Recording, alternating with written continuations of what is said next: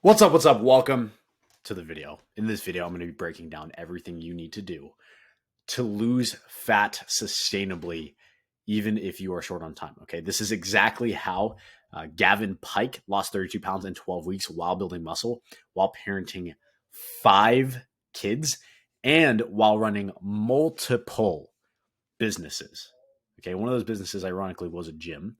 And so he knew how the personal training industry worked with just that constant incentive to keep customers coming back forever and keep them dependent on them forever. So that was pretty ironic. But in this video, I'm going to be breaking down exactly how to make sure that your workouts are as time efficient as possible, how to work out in a short on time.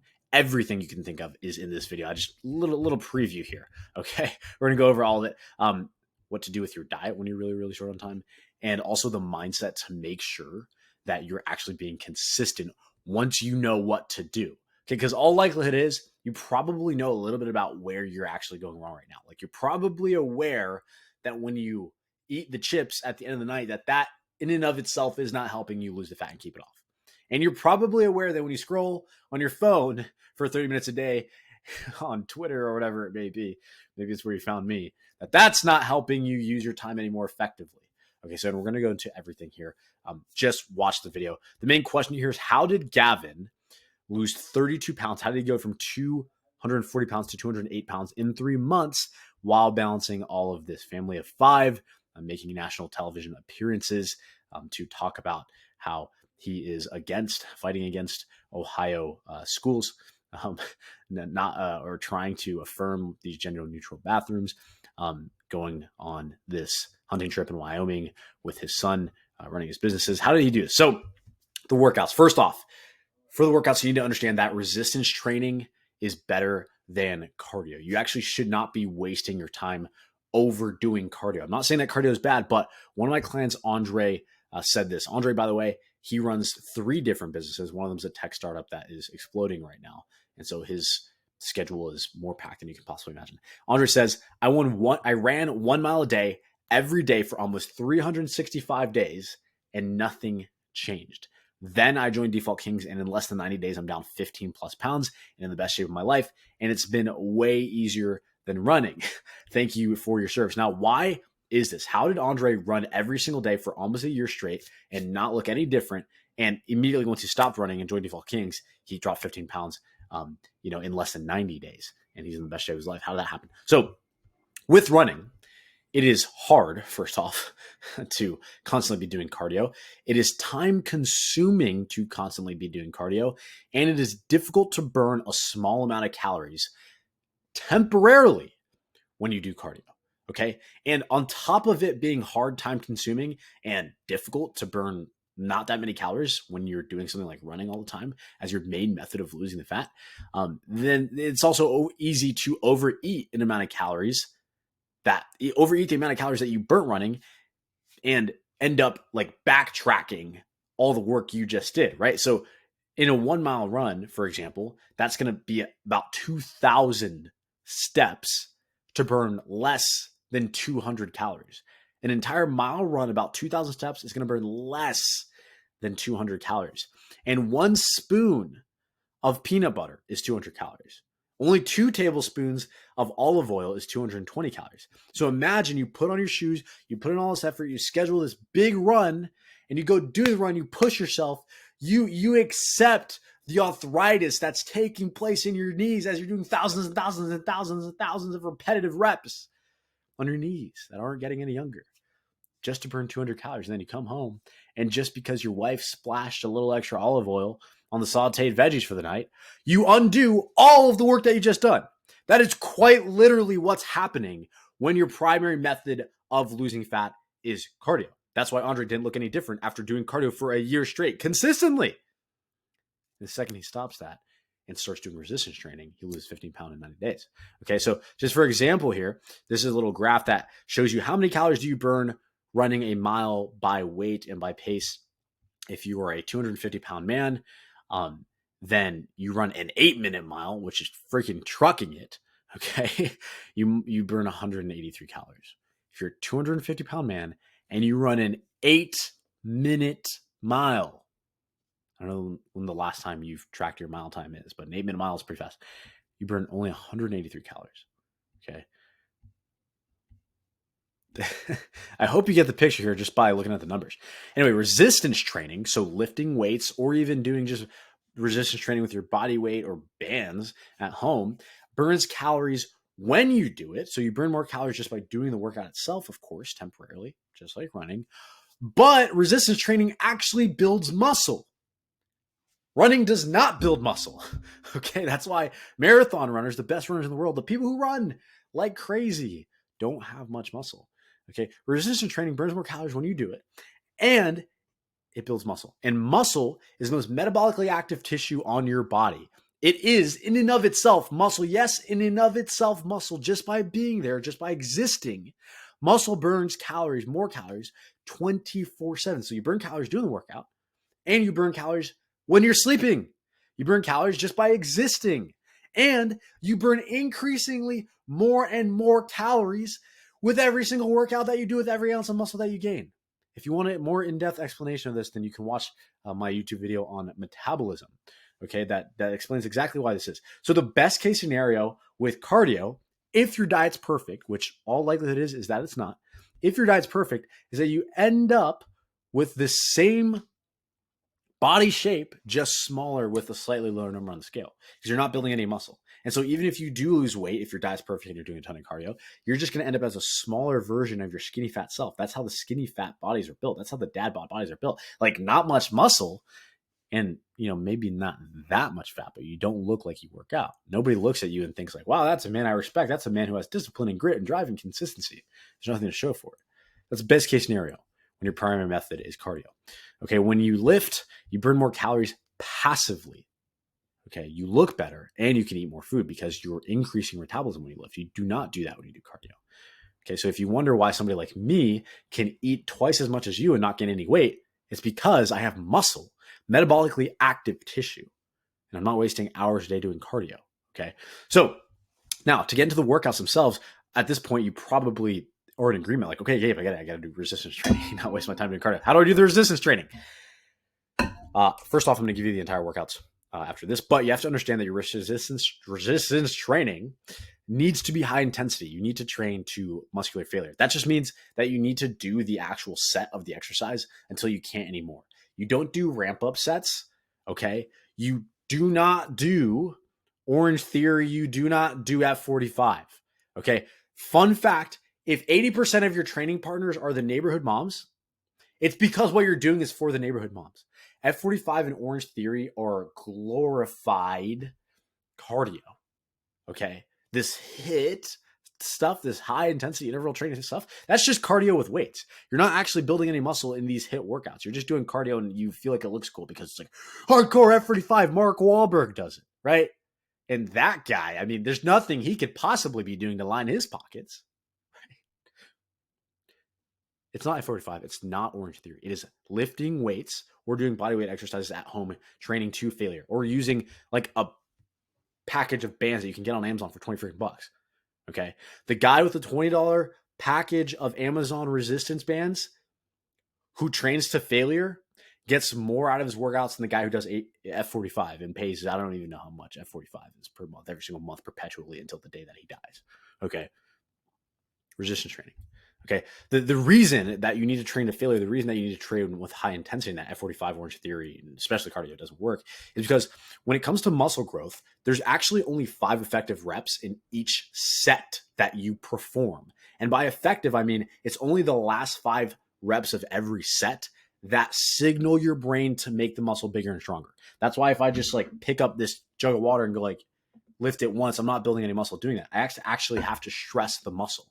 Right? It's only the last 5 reps, the last 5 reps of that set that lead to muscle growth. Okay, that's why you need to train to failure. So whether you're doing push-ups in your bedroom or you're doing, or in a hotel room, or you're lifting weights and doing a bench press, you need to train with high intensity. See, this right here is a picture of one of my clients, Mike, who lost 36 pounds in 3 months at 50 years old, doing sit-ups with me at one of our events. And that face right there is absolutely what you're going for. Okay, this right here. If you are not training intensely, it's doing nothing. If we stopped this set of sit-ups halfway through, his abdominals wouldn't have actually been signaled to grow any bigger or stronger. Okay. You need to train with intensity, like Mike here, who's down 36 pounds in 3 months. Okay. While, by the way, traveling to a different state for work every single week. All right. So he was doing a lot of bodyweight stuff on top of his gym exercises. Anyway, what's your workout going to look like? This can change very, very person to person. Okay. Most people inside Default Kings work out somewhere between like 3 to 4 times a week. But let's just say you have bare minimum time, like barely any time whatsoever. What I'd recommend is going with a 3-day workout split. And your workout split is going to look like this. It's going to be push, lower, and pull. Okay. Push means you're doing chest, shoulders, and triceps. Those are the muscles that push things away from you. And on pull, you're going to be doing back, biceps, and rear delts. Those are the muscles that pull things closer to you. And on lower, you're going to be doing your entire lower body. But what you want to look for on your push days is you want to have at least one pressing exercise. So pressing exercise can be something like a bench press, a machine bench press, a pin-loaded bench press, a hammer strength chest press. It can be a push up. It could be a dumbbell chest press, a dumbbell incline press. Okay. A press is a press is a press is a press is a press. Yes, there are nuances. Yes, there are specifics. Yes, there are slightly different times for slightly different people why they might want to pick one over the other. But generally speaking, you just need a press. Okay. That's going to take care mainly of your chest. And it's also going to hit your shoulders and your triceps in the meantime. You also want a side raise of some sort. So a dumbbell lateral raise, a cable lateral raise, or machine lateral raise. Again, yes, nuances, different situations why you want to use different ones of those. But generally speaking, you want some kind of side raise to hit the side of your delts. So you can build that kind of X frame. Okay, you also want some sort of tricep extension. It could be an overhead tricep extension. It could be a tricep push down. It could be a dumbbell skull crusher. Anything that makes you straighten your elbow. When you straighten your elbow, that's what trains your tricep, okay? There's a million different options here, but you need at least one of them. And then what I put here as an optional with a little asterisk is a chest fly. Generally speaking, I would recommend doing a chest fly. If you're super duper crazy short on time, then it's not necessary, but you will see slightly better results if you give yourself 4 extra minutes and do a chest fly. Okay. I would do, by the way, between 2 and 4 sets of each of these exercises. Obviously if you have more time to do more, you're going to see slightly faster results. But even if you're doing 2 sets of each of these exercises 3 times a week, it's more than what you're doing right now.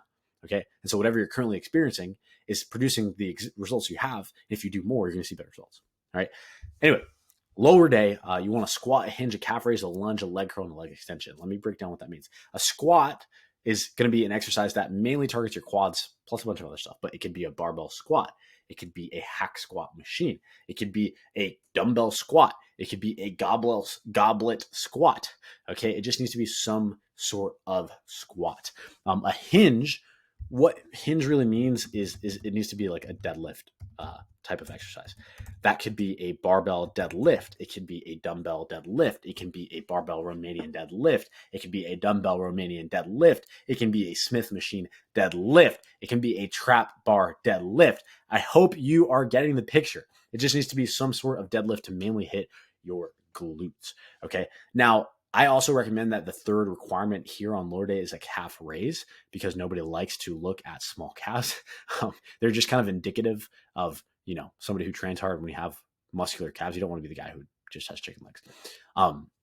Fun fact, when I met my girlfriend, it's actually because she noticed me training my calves and she asked me what I did to grow such big, muscular, awesome tan calves. And so I'm a little bit biased, but I think you should do calf raises. I put lunge, leg curl, and leg extension with an asterisk because technically the muscles that these exercises train are being hit in the squat and hinge. Again, these are beneficial, surely, but I'm talking about bare minimum short on time. You want to hit squat, hinge, and a calf raise. I would recommend these if you have the time, but bare minimum short on time, squat, hinge, and calf raise. Okay. Now on pull day, let's get into it. I'm starting to get dry mouth here, but we're going to keep going. Remember, pull is the muscles that pull things closer to your body, your back, your biceps, your rear delts, the back of your shoulder. Okay. You're going to do a row. A row is when you are stretching your hands out in front of you and pulling them close to you. Okay. You're going to do a pull down. That's when you raise your hands above you and pull your chest to your hands or pull your hands to your chest. Yes, a pull up. This looks familiar. A pull up that counts as a pull down. Okay, whether it's a lat pull down machine or a pull up, you're getting the picture here, right? It's about movement patterns. It's not about specifically what's the secret exercise. No, there's no secret exercise. It's about making sure you have the right movement patterns and doing them consistently and training them intensely. Okay, you're gonna do a curl. Yes, curl. There's 9 billion different types of bicep curls. There's a hammer curl. There's a cable curl. There's a preacher curl. There's a preacher curl machine. There's a dumbbell curl. There's a barbell curl. There's an easy bar curl. There's a freaking banded curl. There's a million different ones of those. You just need to pick the movement pattern. Okay. And you can do a face pull or a reverse fly. So a face pull is like when you grab a rope and do this. A reverse fly is when you sit on the chest fly machine and do this. Okay. The caveat here is that with your row or pull down, you need to pick one of those. It doesn't matter which one really, but pick one of those where your elbows are in and one of them where your elbows are out. That's because when you go elbows out, no matter if it's a row or a pull down, that's training more of the muscles that make your back look thick, like your traps, which matters because it just like makes t-shirts fit better. Okay. Excuse me. When you go elbows in, that's training more of the muscles that make your back look wide. V-taper. Okay. So whether it's the actual pull down or the row, pick one that's elbows wide, pick one that's elbows in. So if I did an elbows in pull down, it would be like a single arm pull down and I'd be like this. If I did an elbows out pull down, it'd be like a wide grip lat pull down and I'd be like this. Elbows in, elbows out. If I did a single arm row, elbows in, I'd be like this. If I did a wide row, it'd be like a barbell row like this. Okay, pick one elbows in, one elbows out. And this, again, is bare minimum. You can do more, but, this is bare minimum here. By the way, 20-year-old Gabe. All right. 20-year-old Gabe during the 2 weeks of COVID that existed in Florida, because we don't do COVID in Florida. But it did last for about 2 weeks. Gyms were closed for a little bit. And so what I did was I got a PVC pipe, I got a backpack, and I filled the backpack with like weights and jars and stuff like that. And I, made it like actually, instead of making excuses and pretending like there's no conceivable possibility in which I can stay in shape because gyms are closed, I got creative. I had an opportune mindset. An inopportune mindset is a lack of abundance, is a lack of recognition of the goodness of God and the opportunities that He's provided you. Okay. So have an opportune mindset. I had an opportune mindset. That's why I stayed in shape during COVID. Okay. And just look at these veins. Like these veins are just ridiculous. Like that's too much. Okay. That's too much. But anyway, just to showcase that you can do your curl from home. Okay. I'm doing a curl. There's really no difference between this and a bicep curl machine at a perfectly, stacked gym, except that there's a slight, practicality trade-off that I'm making by training at home. That's okay though. It's worth the trade-off. I'd rather set up a little weird exercise like this than, not have muscles and be unhealthy and not be the type of man that God's calling me to be. So moving on, diet. Let's ram through this. We are ramming through this. I'm giving you everything here. Okay. With your diet, there are really 3 different case scenarios that you need to be prepared for when it comes to your diet if you want to lose fat and keep it off. Scenario number 1 is when you're eating meals at home. Scenario number 2 is snacks. Scenario number 3 is eating out and / on the go. And I'm going to break them all down for you. When you're cooking at home, I'm keeping this as simple as possible. It would be very difficult to mess this up. Okay. It's very, very difficult to mess this up. And again, the context is as short time as possible. So this isn't everything you can do. This isn't the full breakdown of how to have the most optimal, perfectly dietitian cooked chef at home meals at home. Okay. It's not what this is. This is short on time, best results. All right. If you are hyper fixated on the fact that you might need to spend blah, blah, blah, blah, blah amounts of time cooking and hire a professional chef, I'd argue that your attention is in the wrong area. Because right now, the problem is that you're overweight and you look like crap when you look in the mirror. And when people shake your hand, they don't respect you. And you're tired of having a gut. You need to lose the fat. Okay. You can worry about the professional chef and all the optimal stuff later. Lose the fat. Focus on that now. Okay. So what you're going to do for your at-home meals is you want to pick a lean meat. Okay. A carb and a veggie. A lean meat, a carb, and a veggie. Lean meat, carb, veggie. Lean meat, carb, veggie. That's it. It's the only 3 things you have to worry about. And a lean meat is literally a lean meat. Ground beef, okay? Pork chops, okay? Chicken, okay? Fish, okay? Steak. Just make sure when you're selecting these meats that you're selecting the leaner cuts, because the excess fat and the fattier cuts, yes, it tastes better. I know. It does taste better. But it contains way, way, way more calories, okay? So I'm not saying that you're going to eat like a gluttonous pig and be able to lose the weight. Okay. But you're still going to be able to eat really, really good food. Just make slight tweaks to the ingredients that you're using. And it's going to make a massive difference in the calories. And you're going to be fit, and you're going to be happy, and you're going to be healthy, and you're going to be able to actually enjoy the ribeye, okay, on date night with your wife without shame or guilt, okay, because you made the right decision at home. Pick the lean meats. So ground beef, I don't know if you've seen my burger recipe yet. People like, I post the burger recipe, people are like, this is insane. It has to be 1,500 calories. You don't realize that when you pick 97.3 lean ground beef instead of freaking 80-20, it's only 770 calories, not 1,500 calories. Okay, pick a lean meat. And what I'd recommend is you just mass prep just your lean meat. Don't worry about mass meal prepping everything else and dividing it into a billion different little boxes and stuff like that. That takes way too long. You end up having prepared meals, but you spend the equivalent amount of time that you would have saved just by preparing the freaking meal prep meals. But when you cook meat, you're cooking the meat anyway. Instead of portioning out a little bit of your ground beef and putting it in the pan, just put it all in the pan. All of it that you bought. Okay, get a big cast iron, put all of it that you bought. Instead of putting 2.5 freaking chicken thighs for your lunch in the oven, put all 20 chicken thighs in the oven and just prepare them and put them in Tupperwares.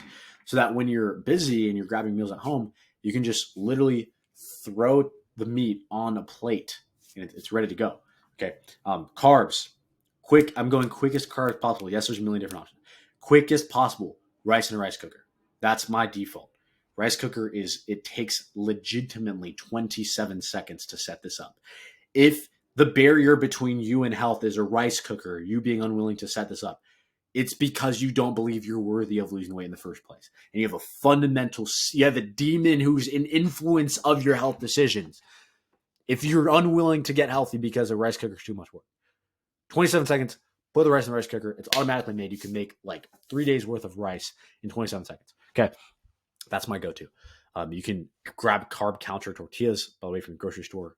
Super easy. You wrap up lean meat and veggie in the tortilla and you eat it. Carb counter or just lower calorie tortillas. I'm not a keto guy, but this is one of the great things that the keto community has come up with is these carb counter tortillas. Kudos to you. Okay. I'll give you all that one. Or bread. Okay. Bread. I know it's so scary. It's such a scary word in this world. I didn't say overeat the bread. I said keep the bread on hand. And if you feel like you have lack the self-control to stop yourself from overeating the bread, then don't worry, because when you eat enough lean meat, it secretes the hormone called leptin, which tells you I'm full. And when you have the leptin secretion, because you're eating enough lean meat, you don't even have the craving to overconsume the bread. And if you still have the craving to overconsume the bread, then make sure you watch the end of this video into the mindset section so you can overcome that lack of self-control, that implement the discipline. I'll tell you how to do that. You're going to go lean meat, mass prep that, rice cooker, carb counter tortilla, or bread, and then a veggie. Don't overthink this, guys. Don't overthink this. You can optimize, but go darker color. Okay, darker color generally means more nutrient dense, and just throw it in there. I don't even measure my veggies. I just put it in the food. Okay, so this is one of my meals. It's literally rice. It's actually leftover steak from a night out, and I have onions in here, and I have spinach in there. I just throw it in. Okay. Snacks. This is where we have some fun, baby. Okay. Your snacks, your main go-to snacks. And I'm going again for speed. There's a million different options, but speed, time efficiency, right? Is going to be a protein shake. I actually have a protein shake for breakfast every single morning because it takes me less than 2 minutes to make. And I get like 40 grams of protein in it. All I use is Fairlife chocolate milk and protein powder. That is literally it. There's not 8 different ingredients. There's not quinoa. There's not all these weird little powders and whatnot and beetroot and I don't know, all the other crap that people put in their protein shakes. Fairlife chocolate milk and protein powder. That's it. Okay, you're going to go protein bars. Yes, when I'm on the go and I'm hungry and I'm about to go to jiu-jitsu, but I haven't eaten because I'm making videos like this for the world. Okay, I just go to Publix and grab a protein bar. All right, it doesn't have to be M&Ms. It doesn't have to be whatever the heck else snacks you're grabbing. Grab a protein bar. Oikos Greek yogurt is one of my favorites. I keep this on hand at all times. It's 15 grams of protein. It's literally like all protein and it tastes really good. Beef jerky.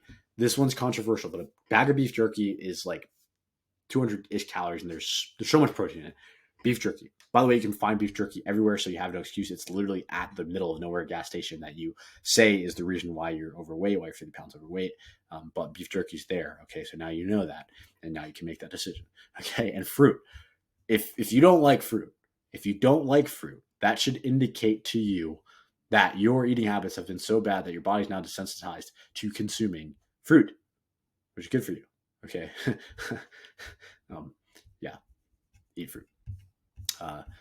Now, when you're on the go, what you're going to want to shoot for, your primary big idea here when you're on the go, is you want highly customizable.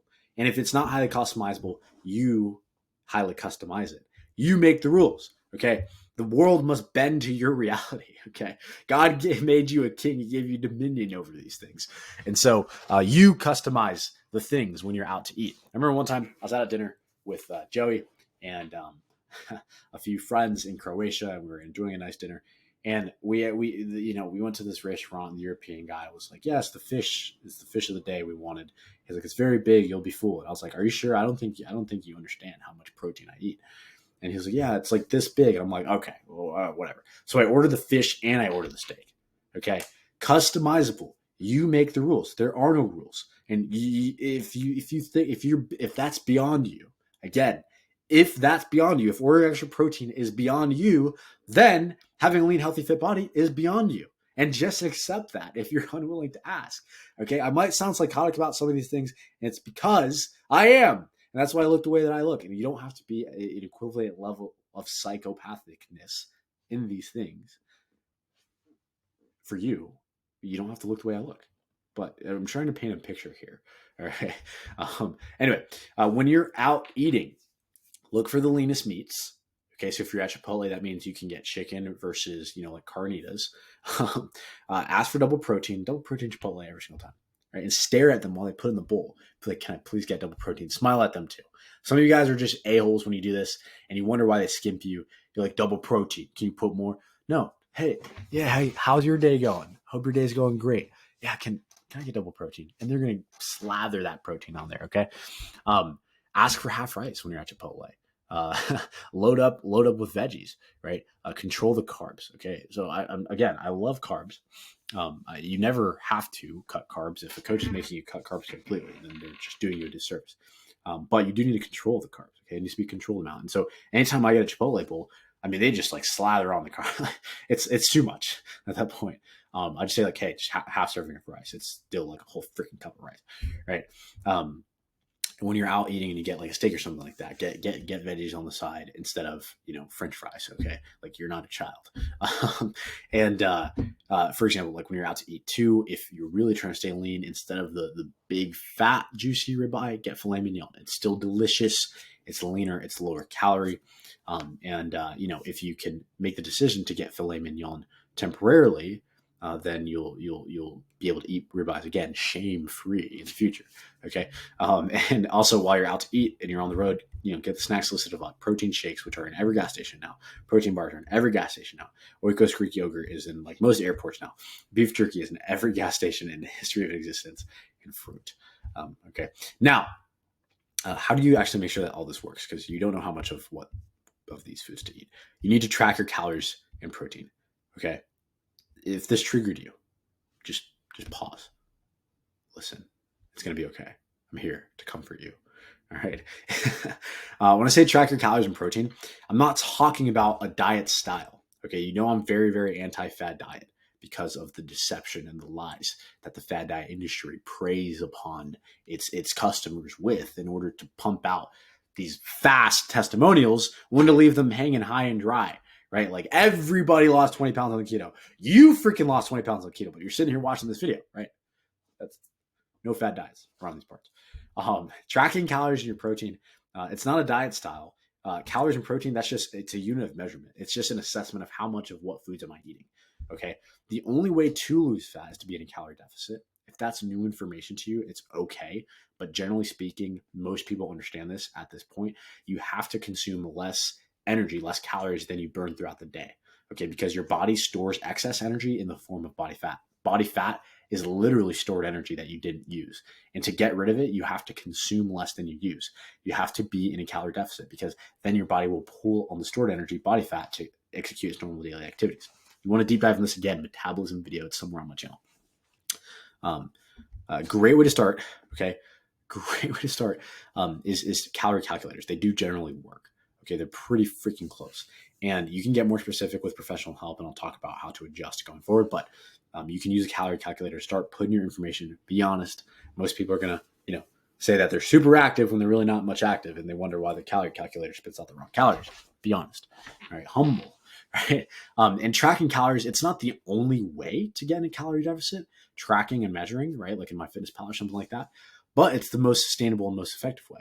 Because if you do anything else, you're going to be falling victim to inaccuracy because you're just trying to eat less and trying to eat healthier.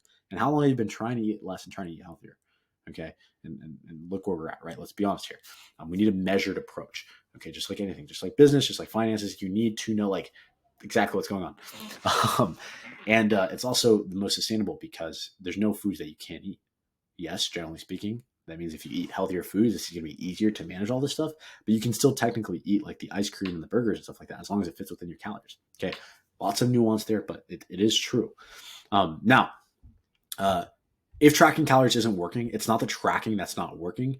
It's you that's tracking calories inaccurately, or more than likely, being inconsistent. So I have had people who are like, man, I just don't know how to track calories. And yes, there is a little bit of skill set there. It takes some time to get used to, but that's okay. But more than likely, it's just that you're being inconsistent. And you're like, yes, I'm tracking calories, but you really only tracked, 70% of what you ate on 4 of the days of the week. And you just made up for all the other crap by eating all the other stuff that you didn't track. And now you're still fat and you're wondering why. The highest likelihood is that you are being inconsistent with the tracking. Okay. Because it is second grade math. And if you truly can't figure out second grade math, then you I don't know how you're understanding anything I said on this video. It is second grade math. And so the likelihood is that you're probably just not being consistent with it because it's very, very difficult to mess up. If you're offended by this, I mean, like, just really, you need to do some work on yourself. I highly advise against eating intuitively if you're currently overweight, because it's clear that your intuition has led to you making decisions that have led you to where you are. If you believe that your decision-making process has anything to do with your current results, then you probably need to change the way you make decisions. Thinking that you can eat intuitively is like asking a 16-year-old girl with her daddy's credit card to spend intuitively. Okay. You need to have a season of control before we can get there. All right. It is possible for sure. But you need to have a season of control and measurement and management. Okay. And then asking you to stop eating carbs by doing something like keto, that's like asking you to stop enjoying sex with your wife. Okay. I put this in here thinking it would be funny, and I think it's still kind of funny. And I put in parentheses with your wife because, we're pure over here, right? We do everything to honor God. But sex, right? Like, let's just use this analogy. It's something that you were designed to enjoy by God. It's a gift to man from God. Okay. And obviously it's supposed to be done only within a marriage context. But you're also designed to enjoy carbs because your body recognizes carbs as extremely energy dense. And so there's a dopamine hit when you consume carbs. You're literally designed to enjoy carbs. Okay. And so you like carbs, right? How dare you like carbs, right? No, you were designed to enjoy carbs.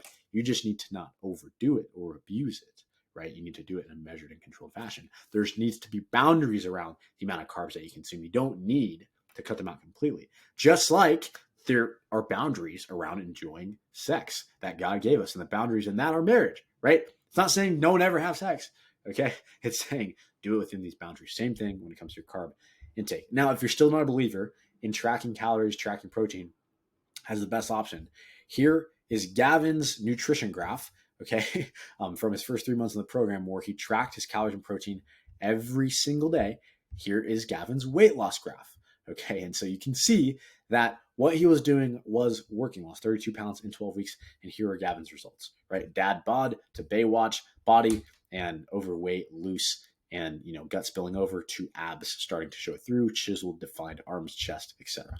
Now, if you made it this far, I'm here to potentially slightly like rock the boat, slightly burst your bubble. The primary reason why you don't have time, okay, it's more your mindset. I'm going to pause this video because I'm getting a call, and I'm going to continue recording this video in a minute here. 1 second. All right, we are back, and I'm in a slightly lower energy state after my about 40-minute pause there.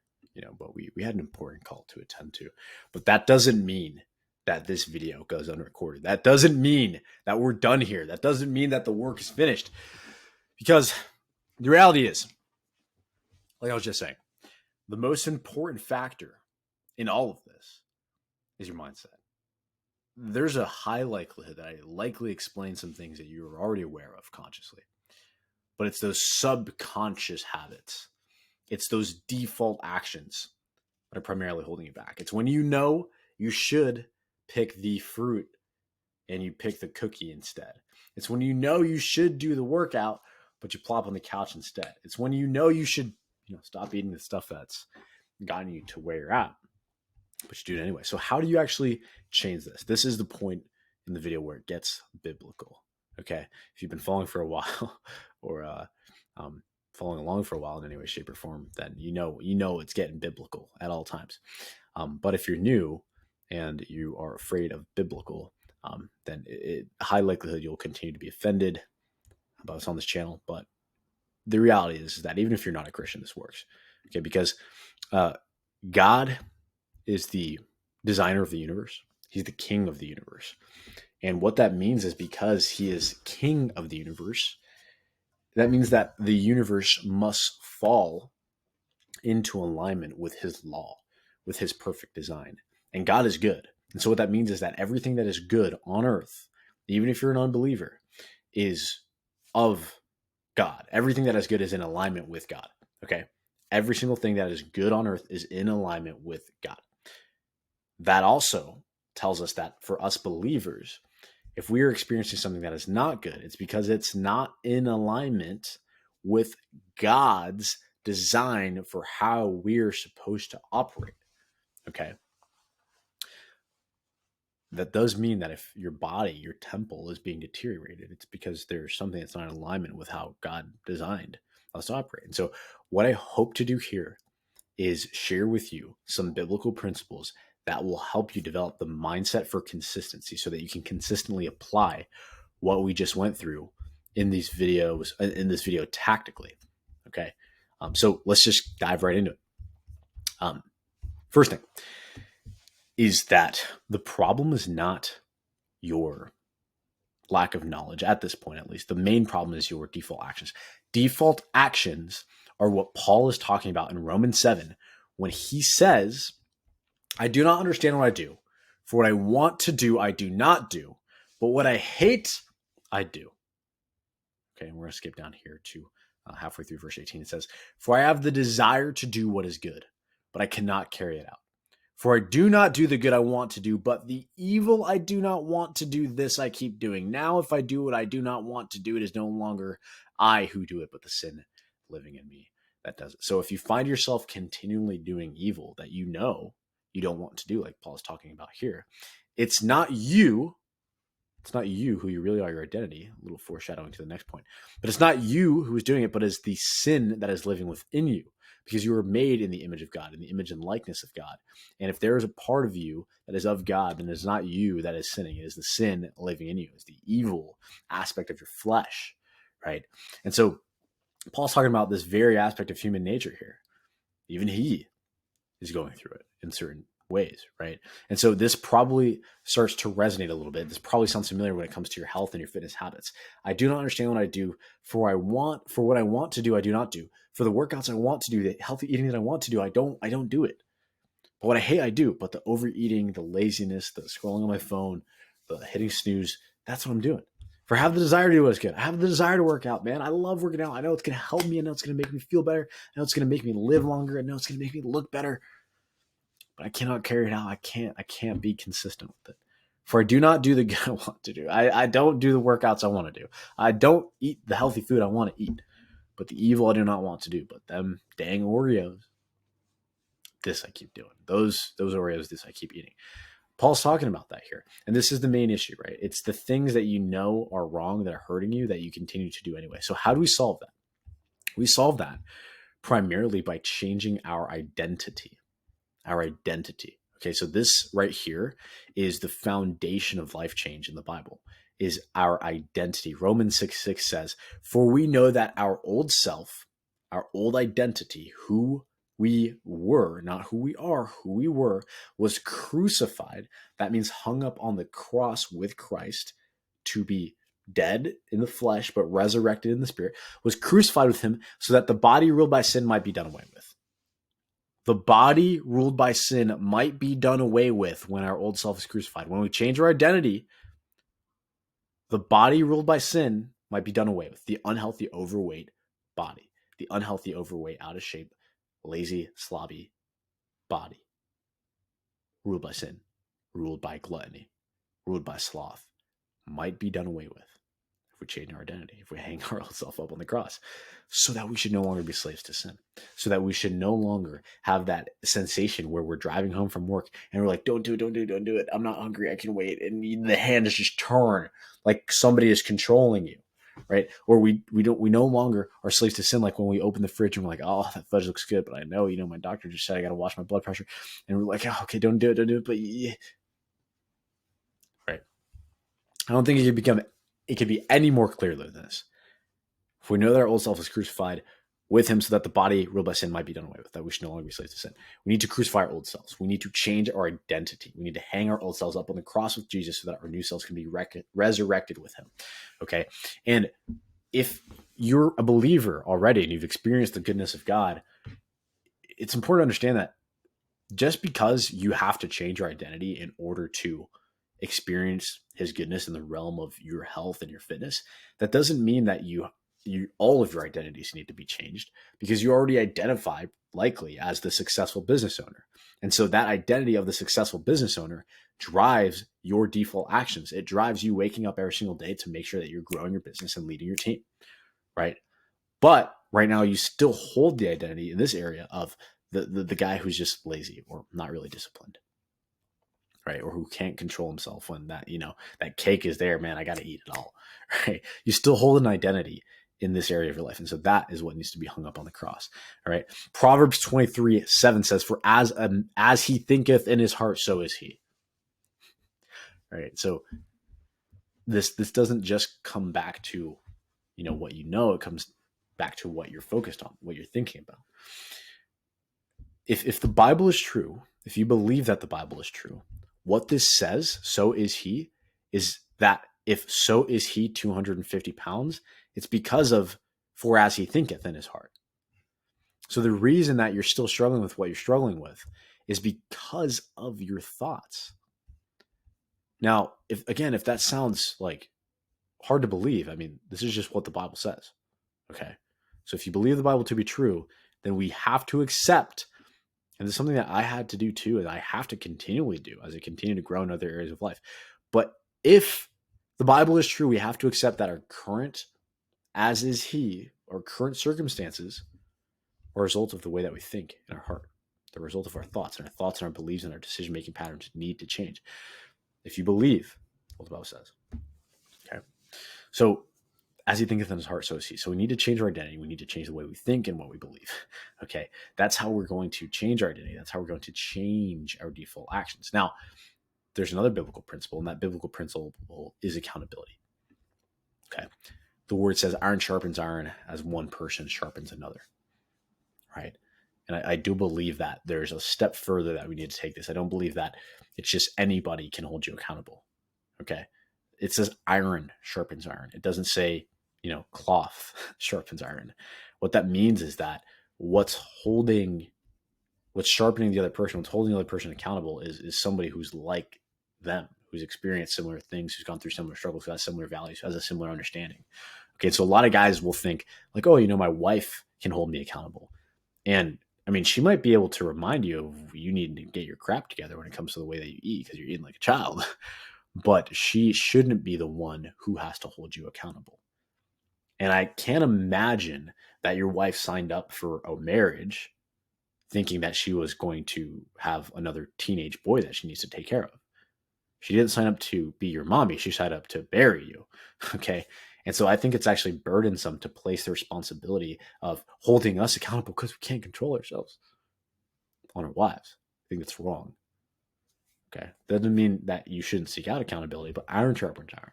You should be seeking out accountability from somebody who is like you. Okay. It's pitiful honestly, when you lack so much self-control that you have to ask your wife to slap donuts out of your hands. She doesn't want to do that. Okay.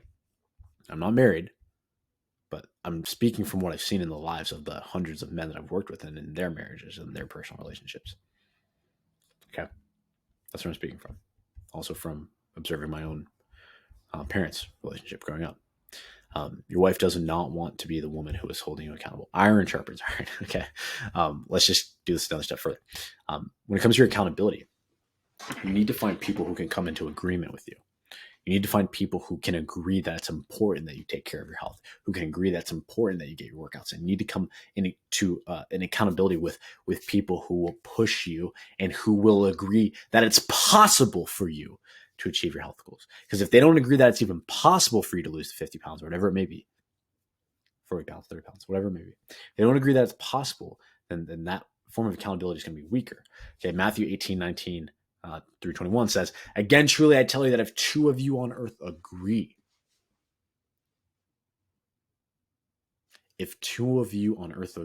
about anything, that's what the Bible says. Okay. So I know that you could be in the position right now where you think, I've just been overweight forever, or man, I really did this to myself. I dug myself a deep hole. So what the Bible says, if you agree about anything, don't put limits on God on what he can do and the change that he can elicit in your habits. Okay. He is big enough to help you overcome the habits that you've been dealing with, the struggles that you've been dealing with, the default actions that you've been dealing with, the default actions that have kept you in slavery, that have kept your body in slavery for years. God's big enough to help you overcome them. Okay. If two of you on earth agree about anything they ask for, it will be done for them by my Father in heaven. For where two or three gather in my name, there I am with them. Right? We know that one. So you need to be in accountability with men who you agree with. Not who you agree with, I should say, who can come into agreement with you that it's possible for you to do it. You don't want to hang around people who are going to be naysayers, who are going to think you're crazy, who are going to say, man, well, best of luck, I couldn't do it. All right, you need to hang around people who are going to say, yeah, of course you can do it, I believe. All right, because my God's big enough.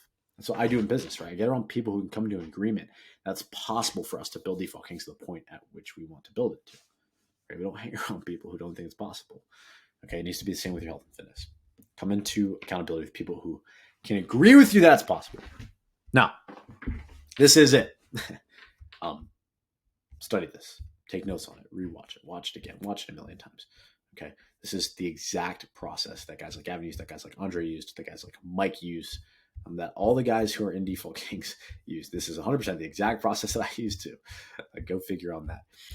And so if you can apply it consistently, it will work. But that's the main caveat. Can you do it consistently? And that's why the mindset aspect of this is to change your default actions. And that's going to be done through changing your identity and accountability with people who you can come into agreement with. Okay. So if you want specific help with this, then you can do one of two things. Either message me on Instagram. You might already be messaging me on Instagram or Twitter. Reply to that message, continue that conversation, or go to defaultkings.com and you can book a free fat loss assessment with me there, where our guarantee is that you lose between 10 and 30 pounds in 12 weeks. Okay. And we teach you how to keep it off forever by changing your default actions. And if it doesn't work, we will refund you in full. And we have a year-long weight loss warranty, which means that if you gain the weight back for an entire year after working with us, then we will refund you in full. Okay. So that's it. Thanks for watching. See you soon.